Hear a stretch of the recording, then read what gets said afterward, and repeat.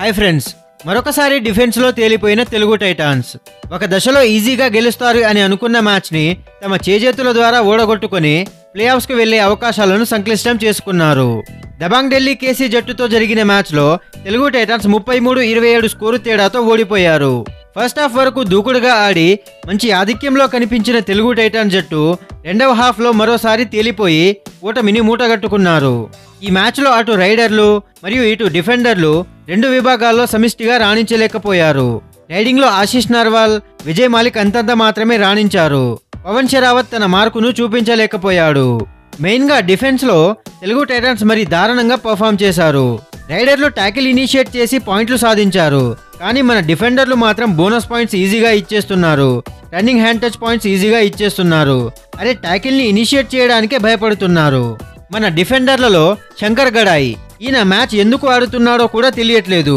Match మొత్తంలో ఒక్క point కూడా సాధించలేకపోయాడు.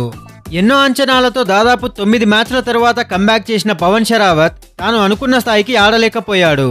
గాయం తర్వాత తాను ఫిట్ గా కనిపించినా ఆ రిథం, కాన్ఫిడెన్స్ మాత్రం కనిపించలేదు అతనిలో. ఒక విధంగా చెప్పాలి అంటే అతను మ్యాచ్ మధ్యలో అనవసరంగా ట్యాకిల్ చేయడానికి ప్రయత్నించి అవుట్ అయ్యి most of the time bench మీదనే గడిపాడు. తెలుగు టైటన్స్ జట్టు మొదటి 30 నిమిషాల వరకు చాలా వరకు మ్యాచ్ లోనే ఉంది, కానీ లాస్ట్ 10 నిమిషాలలో అనవసరంగా ఆల్అౌట్ అయ్యి ఢిల్లీ టీమ్ కి లీడ్ ఇచ్చేశారు. ఆ లీడ్ ని కాపాడుకుంటూ ఢిల్లీ ఎలాంటి మిస్టేక్ చేయకుండా చివరి వరకు కాన్ఫిడెన్స్ గా ఆడి గెలుపొందారు. ఈ విజయం ద్వారా దబాంగ్ ఢిల్లీ పాయింట్స్ టేబుల్లో 2వ స్థానానికి చేరుకున్నారు. తెలుగు టైటన్స్ 1 పాయింట్ యాడ్ చేసుకుని 55 పాయింట్లతో 6వ స్థానంలో కొనసాగుతున్నారు. చివరగా తెలుగు టైటన్స్ టీమ్ కి ఏది కూడా కలిసి రావట్లేదు. ఎన్ని సీజన్స్ మారినా, ఎంతమంది కెప్టెన్లు మారినా వాళ్ళ తలరాతలు మాత్రం మారడం లేదు. ఈ సీజన్ లో దాదాపు అన్ని మ్యాచ్లలో ఫస్ట్ హాఫ్ లో బాగా రాణించి సెకండ్ హాఫ్ లో మాత్రం తేలిపోయారు. అలాగే డిఫెండర్లు దాదాపు అన్ని మ్యాచ్లలో ఫెయిల్ అవుతూనే ఉన్నారు.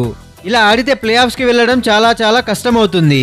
ఈ ఓటమి తర్వాత తెలుగు టైటన్స్ టీమ్ కి ఇంకా 3 మ్యాచ్లు మిగిలి ఉన్నాయి. వాటిలో ఎలా రాణిస్తారో వేచి చూడాలి. సో ఫ్రెండ్స్, ఎన్నో ఆశలతో ఈ మ్యాచ్ లోకి అడుగుపెట్టిన తెలుగు టైటన్స్ జట్టు ఓటమి పాలైంది. డిఫెండర్లు తేలిపోవడం, రైడర్లు క్రూషియల్ టైంలో రాణించకపోవడం తెలుగు టైటన్స్ టీం ఓటమికి కారణంగా ఉన్నాయి. సో ఫ్రెండ్స్, ఈ మ్యాచ్ ఓటమికి కారణాలు ఏంటని మీరనుకుంటున్నారో, ఎవరి వల్ల మ్యాచ్ ఓడిపోయామని మీరనుకుంటున్నారో కమెంట్ సెక్షన్ లో చెప్పండి. మీకు కనుక ఈ వీడియో నచ్చినట్లయితే లైక్ చేయండి. కబడ్డీ అభిమానులకు ఈ వీడియోని షేర్ చేయండి. ఇలాంటి మరెన్నో కబడ్డీ వీడియోస్ కోసం, ప్రో కబడ్డీ లీగ్ అప్డేట్స్ కోసం మన ఛానల్ను సబ్స్క్రైబ్ చేయండి. Thank you for watching.